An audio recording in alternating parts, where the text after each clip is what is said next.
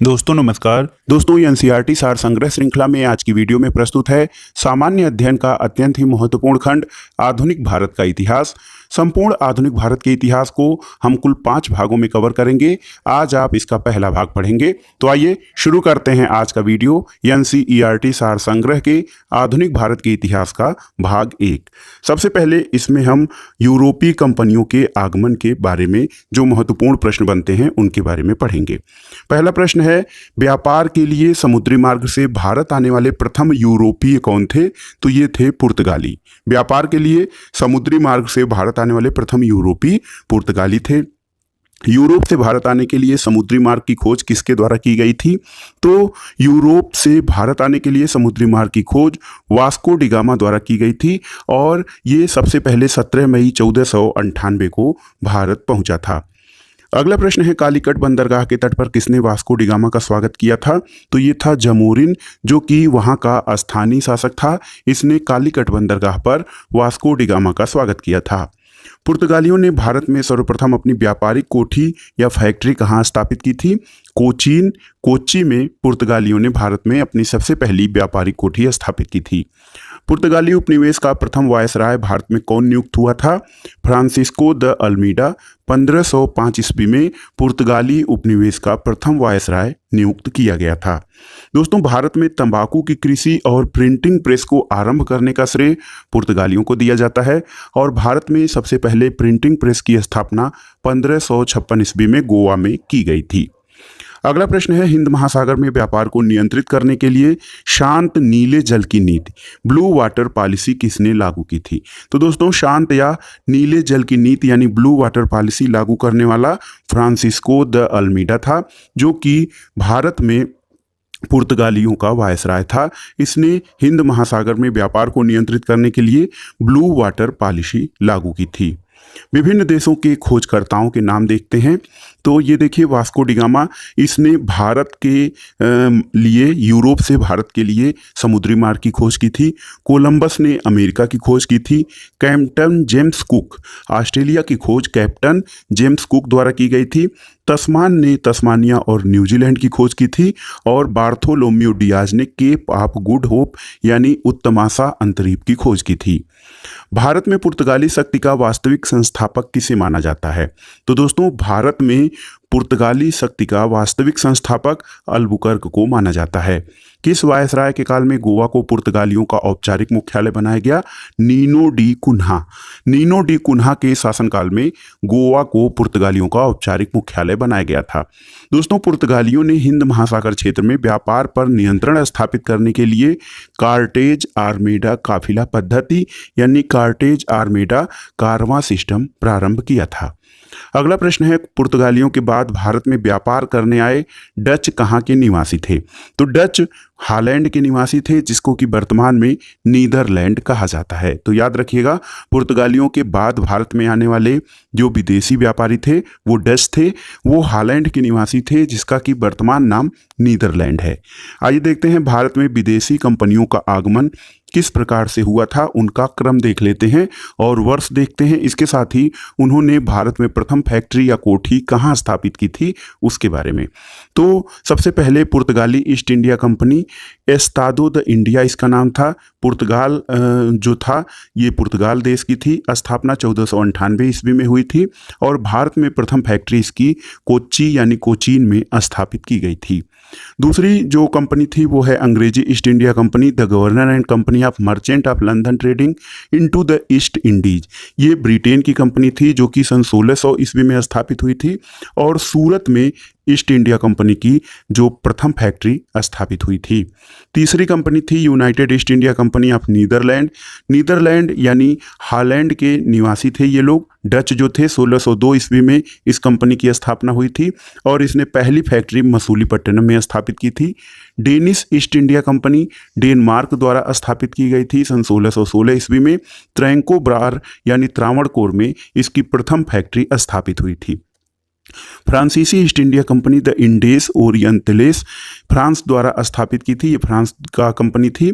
1664 में इसकी स्थापना हुई थी और पहली व्यापारिक कोठी इसकी फैक्ट्री जो थी वो सूरत में स्थापित हुई थी।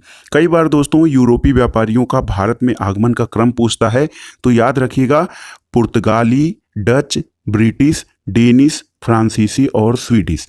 बहुत ही अच्छा है।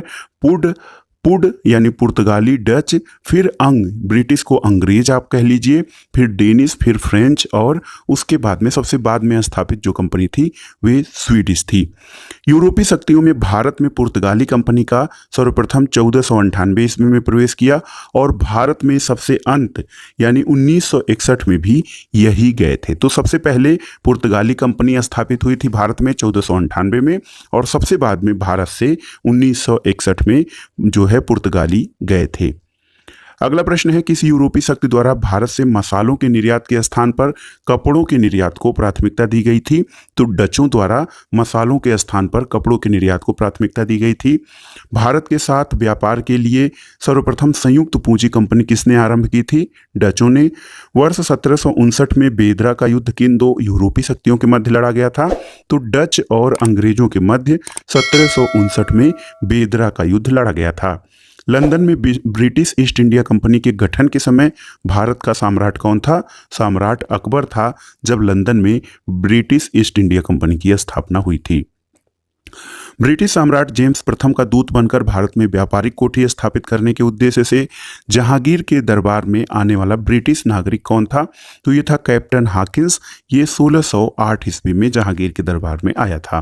दोस्तों, ब्रिटिश ईस्ट इंडिया कंपनी द्वारा भारत में प्रथम अस्थायी कारखाना मसूलीपट्टनम जो कि 1611 में स्थापित किया गया था और प्रथम अस्थायी कारखाना सूरत में 1613 ईस्वी में स्थापित किया गया था। ब्रिटिश ईस्ट इंडिया कंपनी, जिसको कि हम ईस्ट इंडिया कंपनी भी कहते हैं।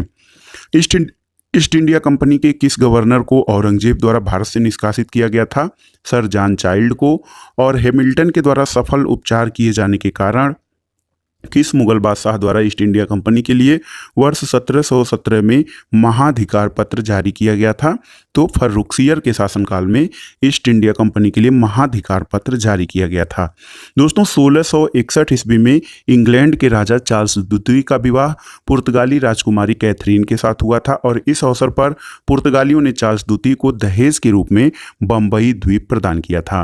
1668 ईस्वी में चार्ल्स द्वितीय ने 10 पाउंड वार्षिक किराया लेकर बम्बई ईस्ट इंडिया कंपनी को दे दिया था। अगला प्रश्न है दोस्तों, ये देखिए, प्रमुख शहरों के संस्थापक कौन थे? तो शहर है कलकत्ता। कलकत्ता की स्थापना जाप चारनाक द्वारा की गई थी। मद्रास की स्थापना फ्रांसिस डे ने की थी। नई दिल्ली जो है, जो आधुनिक नई दिल्ली शहर है, एडविन लुटियंस और हर्बर्ट बेकर द्वारा उसका जो है स्थापत्य या वास्तुकला तैयार किया गया था। और बम्बई गेराल्ड आंगियार द्वारा इसकी स्थापना की गई थी। यूरोप वासियों के लिए सर्वप्रथम सोरा और अफीम प्राप्ति का मुख्य क्षेत्र कौन सा था? ये था बिहार। और वर्ष 1664 में फ्रांसीसी कंपनी की स्थापना किसके प्रयासों से की गई थी? कोलबर्ट के प्रयासों से फ्रांसीसी कंपनी की स्थापना की गई थी। फ्रांसीसी कंपनी की स्थापना किसके कार्यकाल में हुई थी? लुई 14वें के शासनकाल में। और फ्रैंक कैरो के द्वारा भारत में प्रथम फ्रांसीसी फैक्ट्री की स्थापना कहाँ की गई थी? सूरत में 1668 ईस्वी में। फ्रांसीसी गवर्नर डुप्ले ने पहली बार भू क्षेत्र अर्जित करने के उद्देश्य से भारतीय राजाओं के विवादों में भाग लेने की नीति आरंभ की थी। तो याद रखिएगा, सबसे पहले फ्रांसीसी गवर्नर डुप्ले ने भू क्षेत्र अर्जित करने के लिए भारतीय राजाओं के विवादों में भाग लेने की नीति आरंभ की थी। फ्रांसीसियों द्वारा फोर्ट लुई नामक किला कहाँ बनवाया गया था? ये पांडिचेरी में था। पांडिचेरी का प्रथम फ्रांसीसी गवर्नर कौन था? Franco Martin. पुर्तगालियों को सौली के स्थान पर किस अंग्रेज अधिकारी ने पराजित किया था? थॉमस बेस्ट ने। बांडीवास का युद्ध जो 1760 ईस्वी में लड़ा गया था, अंग्रेजों ने किसे पराजित किया था? तो ये अंग्रेज और फ्रांसीसियों के बीच लड़ा गया था बांडीवास का युद्ध, जिसमें अंग्रेजों ने फ्रेंच सेना को पराजित किया था। कर्नाटक का युद्ध किन के मध्य लड़ा गया था? तो अंग्रेज और फ्रांसीसियों के मध्य लड़ा गया था कर्नाटक का युद्ध। और प्रथम कर्नाटक युद्ध किस संधि के माध्यम से समाप्त हुआ था? एक्स ला चैपेल की संधि 1748 के द्वारा प्रथम कर्नाटक युद्ध की समाप्ति हुई थी। यहाँ पर देखिए कर्नाटक युद्ध के बारे में। प्रथम कर्नाटक युद्ध जो कि 1746 से 1748 ईस्वी तक चला था, ऑस्ट्रिया के उत्तराधिकार का युद्ध ये था। और इसकी अंत जो था वो एक्स ला चैपल की संधि 1748 द्वारा हुआ था। इसका परिणाम अनिर्णित रहा था। द्वितीय कर्नाटक युद्ध 1751 से 1755 तक चला था, कर्नाटक के उत्तराधिकार का युद्ध था। और पांडिचेरी की संधि द्वारा 1755 द्वारा ये समाप्त हुआ और इसके द्वारा ब्रिटेन मजबूत स्थिति में आ गया था। और तृतीय कर्नाटक युद्ध 1758 से 1763 ईस्वी तक लड़ा गया। ये एक सप्तवर्षीय और औपनिवेशिक कारण के द्वारा लड़ा गया युद्ध था। पेरिस की संधि 1763 के द्वारा इसका अंत हुआ और इसमें फ्रांस की पराजय हुई थी। दोस्तों, अंग्रेजी कंपनी का नाम governor and company of merchant of London trading into the east Indies रखा गया था। जो कंपनी जिसको हम ईस्ट इंडिया कंपनी कहते हैं, इसका पूरा नाम governor and company of merchants of London trading into the east Indies था। ईस्ट इंडिया कंपनी और बंगाल के नवाबों के संबंध में जो प्रश्न हैं उनके बारे में आइए देखते हैं। मुगल सम्राट द्वारा स्वतंत्र रूप से नियुक्त बंगाल का अंतिम गवर्नर कौन था? मुर्शीद कुली खां। 1717 से 1727 ईस्वी तक इसका शासन रहा। मुर्शीद कुली खां ने अपनी राजधानी ढाका से कहाँ स्थानांतरित की थी? तो मुर्शिदाबाद। बंगाल के किस गवर्नर ने यूरोपियों की तुलना मधुमक्खियों से की थी? अली वर्दी खां की। 20 जून 1756 को प्रसिद्ध ब्लैक होल की घटना बंगाल के किस नवाब के शासनकाल में हुई थी? तो ये सिराजुद्दौला के शासनकाल में हुई थी प्रसिद्ध ब्लैक होल घटना। 9 फरवरी 1757 को अलीनगर की संधि किसके मध्य संपन्न हुई थी? क्लाइव और सिराजुद्दौला के मध्य 9 फरवरी 1757 को अलीनगर की संधि संपन्न हुई थी। दोस्तों, भारतवर्ष में ब्रिटिश साम्राज्य का संस्थापक लॉर्ड रॉबर्ट क्लाइव को माना जाता है। इसने प्लासी के युद्ध में 23 जून 1757 में बंगाल के नवाब सिराजुद्दौला को पराजित करके पहली बार भारत में ब्रिटिश प्रभुत्व की नींव रखी थी। इसलिए भारतवर्ष में ब्रिटिश साम्राज्य का संस्थापक रॉबर्ट क्लाइव को माना जाता है। प्लासी के युद्ध के समय बंगाल के नवाब का सेनापति कौन था जिसने युद्ध में विश्वासघात किया था? मीर जाफर। और प्लासी के युद्ध के समय मुगल बादशाह कौन थे? आलमगीर द्वितीय। प्लासी के युद्ध के पश्चात बंगाल का नवाब कौन बना? तो दोस्तों, प्लासी के युद्ध के बाद नवाब सिराजुद्दौला की हार हुई और मीर जाफर जो कि उसका सेनापति था वो नवाब बना था। भारत में ब्रिटिश प्रभुत्व की शुरुआत किस युद्ध से मानी जाती है? तो प्लासी के युद्ध से, जो कि 23 जून 1757 से लड़ा गया था। प्रमुख घटनाएं और उनकी तिथियां देख लेते हैं। घटनाएं और वर्ष। दोस्तों, ब्लैक होल की घटना 20 जून 1756 को हुई थी। अलीनगर की संधि 9 फरवरी 1757 को। प्लासी का युद्ध 23 जून 1757 से प्रारंभ हुआ था। बक्सर का युद्ध 22 अक्टूबर 1764 को। इलाहाबाद की प्रथम संधि 12 अगस्त 1765। इलाहाबाद की द्वितीय संधि 16 अगस्त 1765 और बनारस की संधि 1773 में हुई थी। अगला प्रश्न है कि वर्ष 1760 में अंग्रेजों ने मीर जाफर को हराकर किसे बंगाल का नवाब बनाया था? तो मीर कासिम को। 1760 में मीर जाफर के स्थान पर मीर कासिम को बंगाल का नवाब बनाया गया था। दोस्तों, 22 अक्टूबर 1764 को बक्सर के युद्ध में अंग्रेजों ने मीर कासिम, अवध के नवाब सिराजुद्दौला और दिल्ली के मुगल सम्राट शाह आलम द्वितीय की सम्मिलित सेना को पराजित किया था। और माना जाता है कि बक्सर के युद्ध द्वारा अंग्रेजों का प्रभुत्व भारत में वास्तविक रूप से स्थापित हो गया था। अगला प्रश्न है कि बक्सर के युद्ध के समय ब्रिटिश सेना का सेनापति कौन था? हेक्टर मुनरो था। और बक्सर के युद्ध के समय बंगाल का नवाब मीर जाफर था। दोस्तों, बक्सर के युद्ध के बाद इलाहाबाद की प्रथम संधि मुगल सम्राट शाह आलम द्वितीय, बंगाल के नवाब नजमुद्दौला और क्लाइव के मध्य, और इलाहाबाद की द्वितीय संधि जो हुई थी वो क्लाइव और अवध के नवाब शुजाउद्दौला के बीच संपन्न हुई थी। अगला प्रश्न है किस संधि के माध्यम से अंग्रेजों को बंगाल, बिहार और उड़ीसा की दीवानी प्राप्त हुई थी? इलाहाबाद की संधि द्वारा। और स्वर्ग से उत्पन्न सेनानायक किसे कहा गया? Robert Clive. दोस्तों, अंग्रेजी गवर्नर रॉबर्ट क्लाइव को स्वर्ग से उत्पन्न सेनानायक कहा गया था। इलाहाबाद की संधि के बाद बंगाल में द्वैध शासन की स्थापना किसके द्वारा की गई थी? रॉबर्ट क्लाइव के द्वारा। ये देखिए उत्तर मुगलकालीन राज्यों के संस्थापक कौन थे और उनका स्थापना जो वर्ष था वो क्या था। बंगाल की स्थापना 1757 से 1727 के बीच में मुर्शीद कुली खान द्वारा की गई थी। हैदराबाद 1724 ईस्वी में निजामुल मुल्क, जिसका कि वास्तविक नाम चिनकिलिच खां था, इसके द्वारा की गई थी। भरतपुर की स्थापना 18वीं शताब्दी में चूड़ामन और बदन सिंह द्वारा। कर्नाटक की स्थापना 18वीं शताब्दी में सदातुल्ला खां द्वारा की गई थी। और अवध जो था 1722 से 24 ईस्वी के बीच सआदत खान यानी बुरहान उल मुल्क के द्वारा अवध की स्थापना की गई थी। जयपुर जो उत्तर मुगलकालीन राज्य था, जयपुर का 18वीं शताब्दी में सवाई राजा जयसिंह के द्वारा स्थापित था। रुहेल पठान 18वीं शताब्दी में मोहम्मद खां बंगस द्वारा और मैसूर 18वीं शताब्दी में हैदर अली द्वारा स्थापित किया गया था। ये सब उत्तर मुगलकालीन राज्य थे और उनके संस्थापक। दोस्तों वर्ष 1842 से 44 तक भारत में जो ब्रिटिश ईस्ट इंडिया कंपनी का गवर्नर लॉर्ड एलनबरो था, इसका कार्यकाल कुशल अकर्मण्यता की नीति का काल माना जाता है। अब आइए प्रमुख क्षेत्रीय राज्यों पंजाब और मैसूर के बारे में जो महत्वपूर्ण प्रश्न हैं उनको देखते हैं।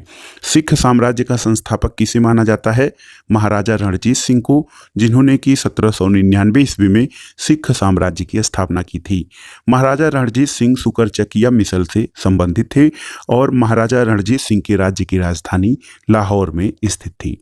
अगला प्रश्न है कि महाराजा रणजीत सिंह ने सुप्रसिद्ध कोहिनूर हीरा किससे प्राप्त किया था? शाह शुजा से। और 25 अप्रैल 1809 को अमृतसर की संधि किनके मध्य संपन्न हुई थी? महाराजा रणजीत सिंह और अंग्रेजों के मध्य 25 अप्रैल 1809 को अमृतसर की संधि संपन्न हुई थी। दोस्तों महाराजा रणजीत सिंह एक धर्मनिरपेक्ष शासक थे और उन्होंने कहा था कि ईश्वर की इच्छा थी कि मैं सब धर्मों को एक निगाह से देखूं, इसलिए उन्होंने मेरी दूसरी आंख की रोशनी ले ली।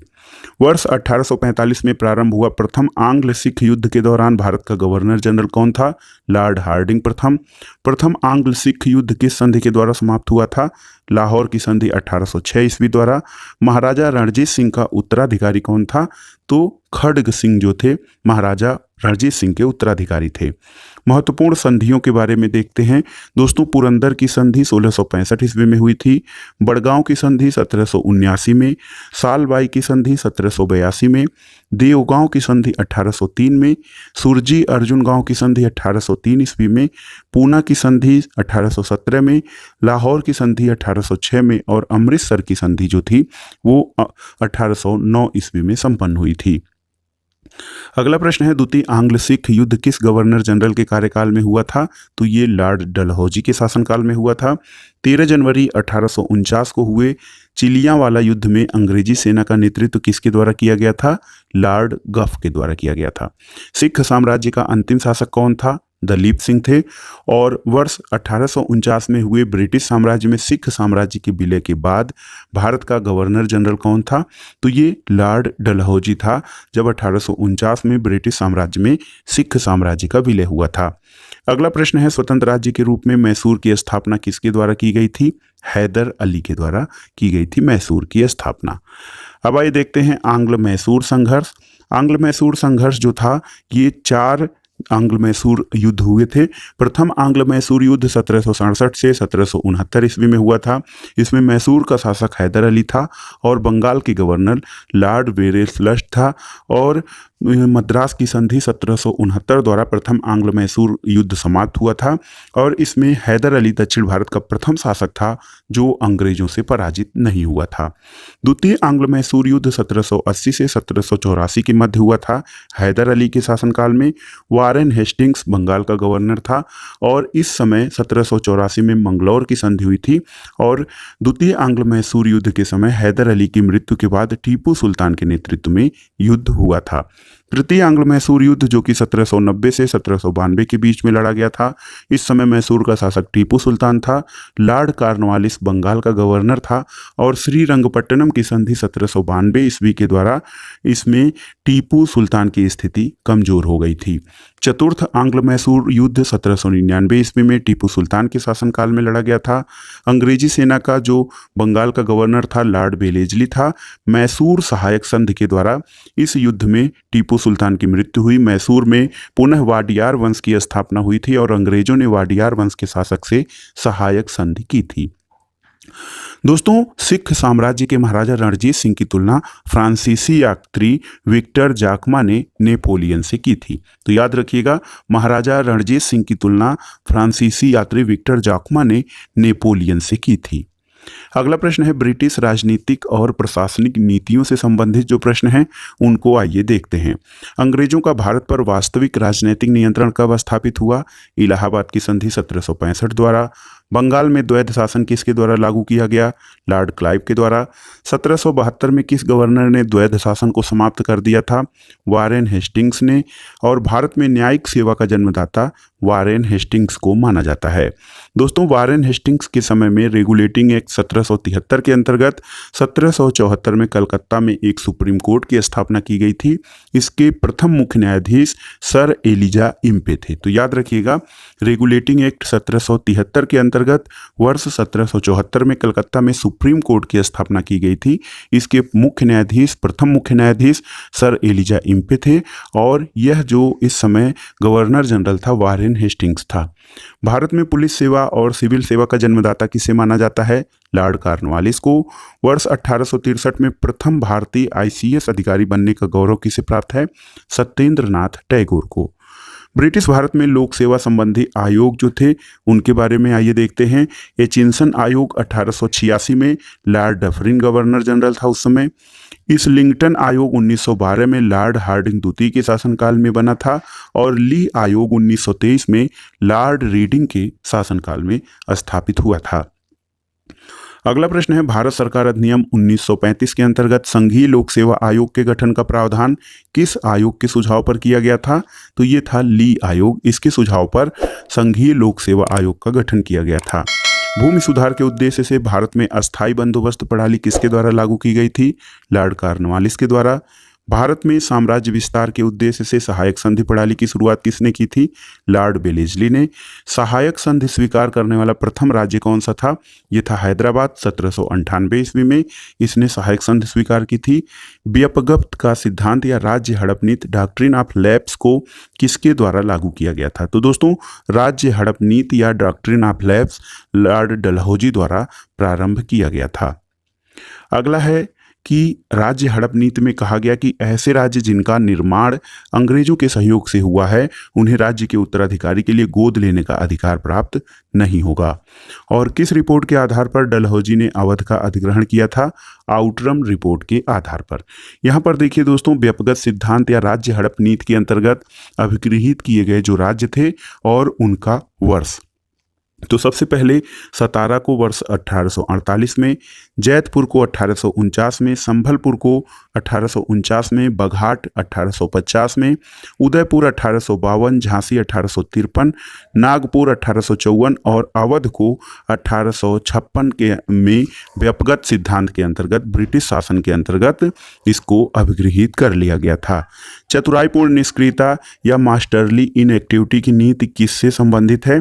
तो जॉन लॉरेंस से संबंधित है चतुराईपूर्ण निष्क्रियता की नीति। किस गवर्नर जनरल के कार्यकाल में भारत पर ईस्ट इंडिया कंपनी का शासन समाप्त हो गया था? लॉर्ड कैनिंग के शासनकाल में भारत पर ईस्ट इंडिया कंपनी का शासन समाप्त हुआ था। वर्ष 1861 में भारतीय दंड संहिता यानी इंडियन पीनल कोड किसके कार्यकाल में निर्मित हुई थी? लॉर्ड कैनिंग के शासनकाल में। और दोस्तों, एक महत्वपूर्ण प्रश्न है कि राज्य उपाधि अधिनियम 1876 पारित करके महारानी विक्टोरिया को कैसर ए हिंद की उपाधि प्रदान की गई थी। अगला प्रश्न है लॉर्ड लिटन के कार्यकाल में किस अकाल आयोग का गठन किया गया था? तो ये था स्ट्रेची आयोग 1880 में। ये भारत का प्रथम अकाल आयोग था जो कि लॉर्ड लिटन के कार्यकाल में स्थापित किया गया था। भारत में अस्थायी स्वशासन का जनक किसे माना जाता है? लॉर्ड रिपन को।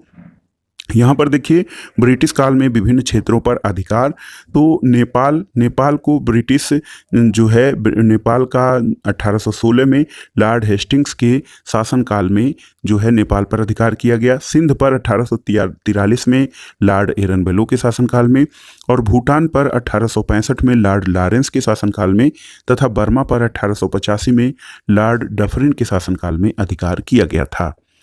1849 में ब्रिटिश शासन में पंजाब का विलय हुआ। उस समय डलहौजी 1848 से 1856 तक का शासनकाल था और जब ब्रिटिश शासन में पंजाब का विलय हुआ था तो भारत का गवर्नर जनरल लॉर्ड डलहौजी था। ब्रिटिश शासन का भारतीय अर्थव्यवस्था पर प्रभाव से संबंधित जो प्रश्न हैं वो देखते हैं। धन निष्कासन के सिद्धांत यानी ड्रेन ऑफ वेल्थ थियरी का प्रतिपादन किसके द्वारा किया गया था? दादा भाई नौरोजी के द्वारा। वर्ष 1892 में लिबरल पार्टी के टिकट पर ब्रिटिश हाउस ऑफ कॉमन्स में चुने जाने वाले पहले भारतीय कौन थे? ये थे Dadabhai Naoroji. Poverty and un British rule in India नामक पुस्तक किसने लिखी है? दादा भाई नौरोजी ने। और यह विचार किसने दिया कि भारत में ब्रिटिश आर्थिक नीति घिनौनी है? तो ये विचार कार्ल मार्क्स का था, जिसने ये कहा था कि भारत में ब्रिटिश आर्थिक नीति अत्यंत घिनौनी है। औपनिवेशिक अर्थव्यवस्था की श्रेष्ठतम पुस्तक इंडिया टुडे के लेखक कौन है? रजनी पामदत्त। इंडिया टुडे रजनी पामदत्त की कृति है। वर्ष 1907 में टिस्को की स्थापना किसके द्वारा की गई थी? J.N. टाटा, जमशेद जी नसरवान जी टाटा के द्वारा 1907 ईस्वी में टिस्को की स्थापना की गई थी।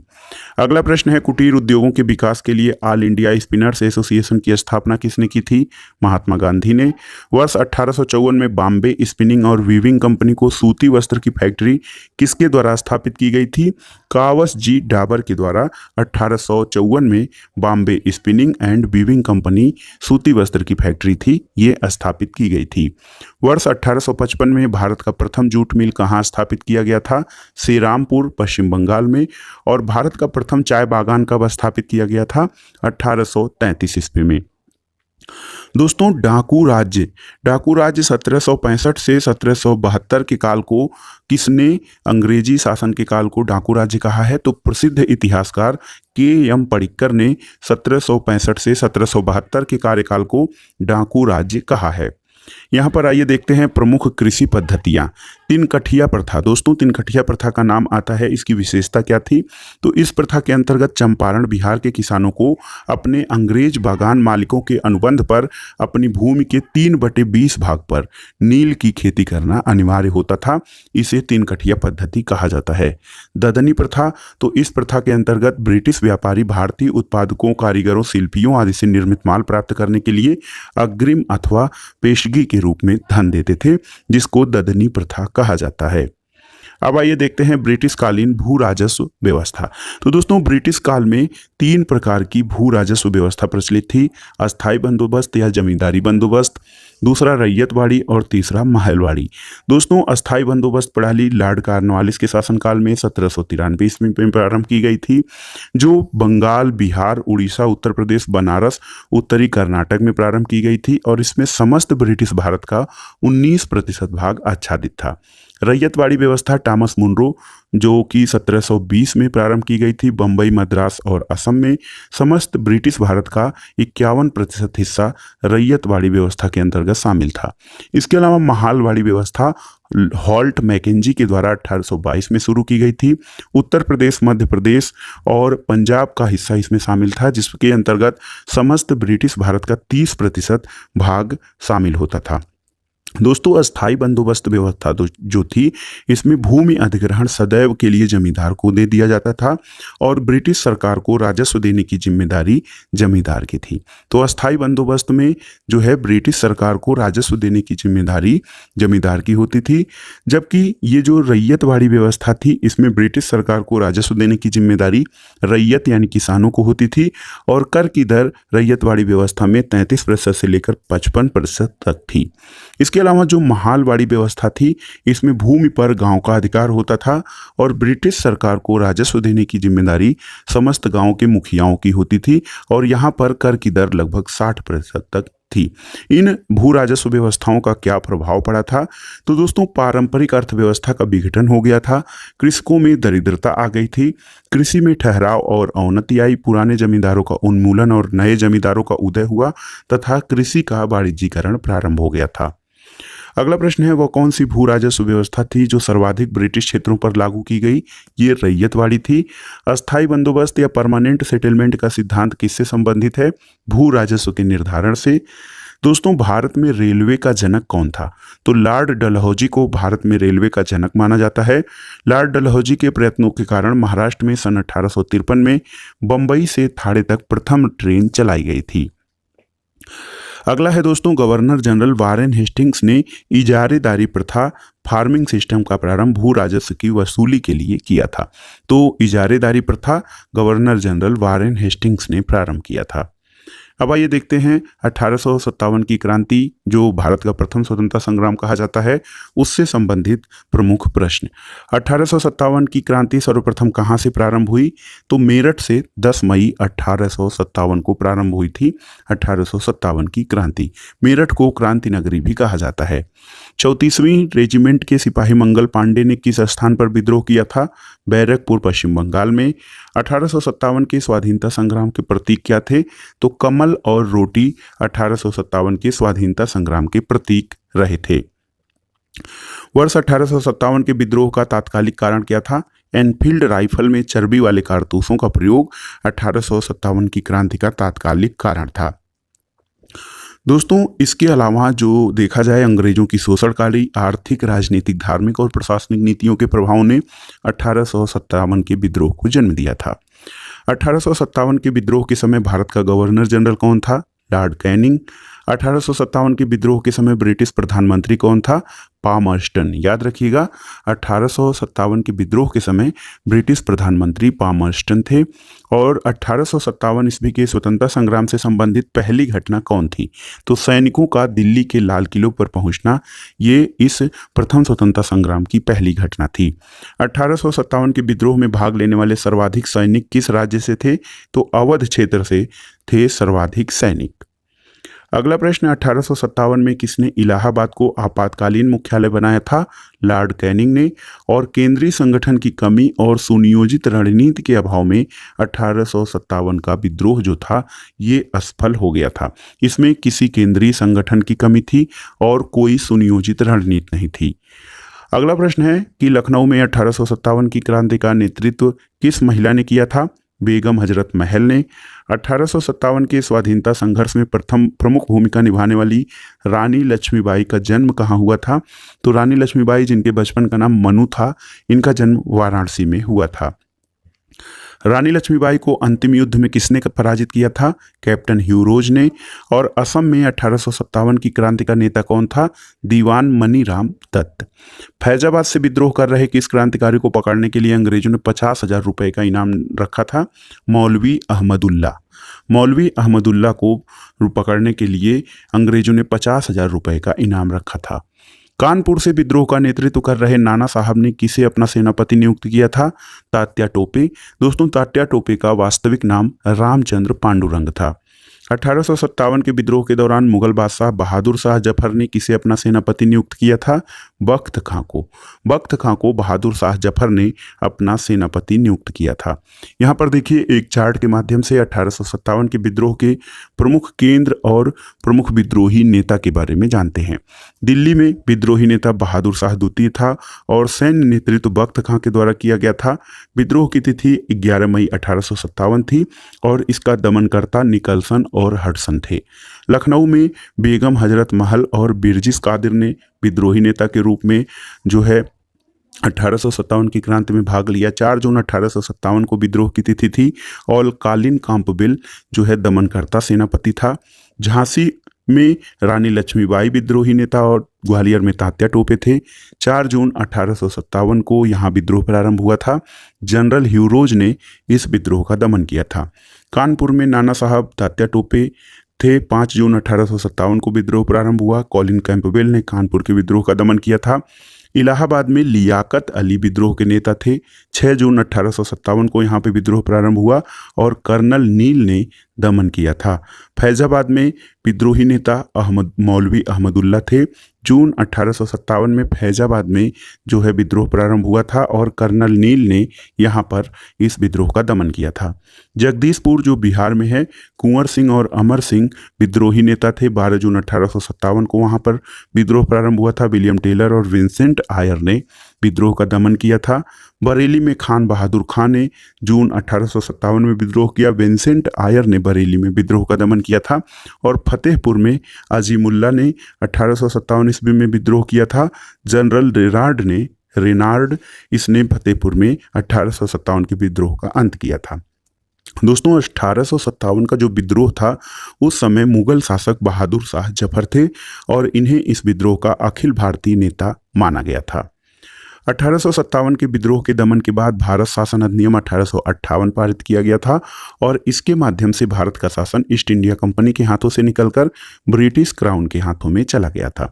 तो 1857 की क्रांति का सबसे महत्वपूर्ण परिणाम ये था कि भारत शासन अधिनियम 1858 पारित किया गया और भारत का शासन ईस्ट इंडिया कंपनी के हाथों से निकलकर ब्रिटिश क्राउन के हाथों में चला गया था। महारानी विक्टोरिया ने भारतीय प्रशासन को ब्रिटिश ताज के नियंत्रण में लेने की घोषणा कब की थी? 1 नवंबर 1858 को। और वर्ष 1857 के विद्रोह के दमन के बाद भारतीय सेना का पुनर्गठन के लिए किस आयोग का गठन किया गया था? पील आयोग, पील कमेटी का गठन किया गया था भारतीय सेना के पुनर्गठन के लिए। वर्ष 1858 के भारत शासन अधिनियम के द्वारा किसे भारत का प्रथम वायसराय बनाया गया था? लॉर्ड कैनिंग को। और 1857 के विद्रोह में कौन सा शायर अंग्रेजों का आलोचक था? तो ये थे मिर्जा गालिब। दोस्तों भारत में शिक्षित मध्यम वर्ग और जमींदारों ने 1857 के विद्रोह में तटस्थता बनाए रखी थी। तो याद रखिएगा, शिक्षित मध्यम वर्ग और जमींदारों ने 1857 के विद्रोह में भाग नहीं लिया था और तटस्थता बनाए रखी थी। 1857 के विद्रोह के कारणों पर भारतीय भाषा में लिखने वाला प्रथम भारतीय कौन था? सर सैयद अहमद खान। और 1857 में जो विद्रोह हुआ था उसमें बिहार का नेतृत्व जगदीशपुर के जमींदार वीर कुंवर सिंह द्वारा किया गया था। 1857 के स्वतंत्रता संग्राम में किस राजवंश ने अंग्रेजों की सर्वाधिक सहायता की थी? ग्वालियर के सिंधिया। ग्वालियर के सिंधिया ने 1857 के स्वतंत्रता संग्राम में अंग्रेजों की सर्वाधिक सहायता की थी। 1857 की क्रांति पर आधारित प्रमुख पुस्तकें और उनके लेखक देखते हैं। The great rebellion Ashok Mehta की है। First war of independence Vinayak Damodar Savarkar यानी वीडी सावरकर द्वारा। 1857 S N Sen. Sipahi mutiny and the revolt of 1857 RC Majumdar. History of Indian mutiny TR. Holmes. Rebellion 1857 PC Joshi. College of the Indian revolt sir Syed Ahmad Khan. Causes of the Indian revolt की रचना sir Syed Ahmad Khan के द्वारा की गई थी। दोस्तों ये जो 1857 के विद्रोह को स्वतंत्रता की पहली लड़ाई किसने कहा था? वीडी सावरकर ने। और 1857 के विद्रोह को एक षड्यंत्र की संज्ञा किसने दी थी? जेम्स आउटरम और डब्ल्यू टेलर ने। तथाकथित प्रथम राष्ट्रीय स्वतंत्रता संग्राम न तो प्रथम था, न ही राष्ट्रीय था और न ही स्वतंत्रता संग्राम था। ये कथन किसका है? तो दोस्तों ये कथन आरसी मजूमदार का है। अगला प्रश्न है, भारतीय स्वाधीनता आंदोलन का सरकारी इतिहासकार कौन था? एस.एन. सेन। एस.एन. सेन भारतीय स्वाधीनता आंदोलन का सरकारी इतिहासकार था। 1857 के विद्रोह पर आधारित प्रमुख मत देखते हैं। एस.एन. सेन ये कुछ धर्म के लिए लड़ाई के रूप में प्रारंभ हुआ वह स्वतंत्रता संग्राम के रूप में समाप्त हुआ। ये एस.एन. सेन का कथन है। अशोक मेहता का कथन है कि 1857 ईस्वी के विद्रोह का स्वरूप राष्ट्रीय था।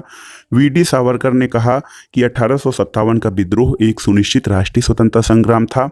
डॉक्टर आरसी मजूमदार का कथन है कि तथाकथित प्रथम राष्ट्रीय संग्राम न तो प्रथम था, न राष्ट्रीय था और न ही स्वतंत्रता संग्राम था। सर जॉन लॉरेंस का मत है कि यह पूर्णतः सिपाही विद्रोह था। बेंजामिन डिजरायली का विचार है कि 1857 का विद्रोह एक राष्ट्रीय विद्रोह था। पी रॉबर्टसन का मानना है कि 1857 ईस्वी का विद्रोह केवल एक सैनिक विद्रोह था जिसका तात्कालिक कारण चर्बी युक्त कारतूस था। टी.आर. होम्स ये सभ्यता और बर्बरता का संघर्ष माना है। टी.आर. होम्स ने। डब्ल्यू टेलर और जेम्स आउटरम का कथन है कि यह अंग्रेजों के विरुद्ध हिंदू और मुसलमानों का संयंत्र था। रीज का कथन है कि यह ईसाई धर्म के विरुद्ध एक धर्म युद्ध था। दोस्तों 1857 की क्रांति में रानी लक्ष्मीबाई की मृत्यु पर जनरल ह्यूरोज ने कहा था कि भारतीय विद्रोहियों में वह अकेली पुरुष थी। तो ये था आज का वीडियो। इसमें आपने देखा एनसीईआरटी सार संग्रह के अंतर्गत आधुनिक भारत के इतिहास का वीडियो। आपको कैसा लगा हमें कमेंट बॉक्स में जरूर बताइएगा। वीडियो देखने के लिए धन्यवाद दोस्तों। नमस्कार।